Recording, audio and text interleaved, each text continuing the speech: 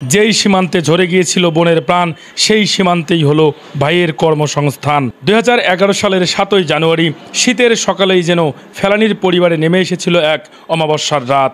সীমান্তে ভারতীয় সীমান্তরক্ষী বাহিনী বিএসএফের গুলি কেড়ে নিয়েছিল ফেলানীর তাজা প্রাণ।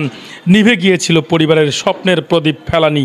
দিন গড়িয়ে মাস পেরিয়ে বছরের পর বছর শেষে 14 বছর পর আজ ফেলানীর পরিবারের মুখে প্রথম হাসি ফুটেছে। কারণ যেই সীমান্তে ঝরে গিয়েছিল বোনের প্রাণ, সেই সীমান্তেই হলো ভাইয়ের কর্মসংস্থান। আজ ফেলানীর ছোট ভাই আরফান পেয়েছে বিজিবিতে চাকরি।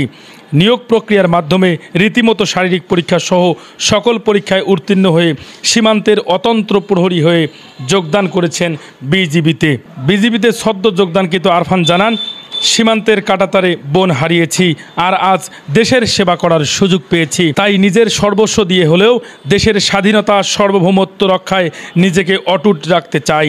মেয়েকে হারানোর পর ফেলানীর বাবা নুর ইসলাম শত সংগ্রামের মধ্য দিয়েই জীবনযাপন করতেছিল পরিবার নিয়ে। কখনো করেছেন দিন মজুরের কাজ, আবার কখনো করেছেন ছোট্ট মুদির দোকান।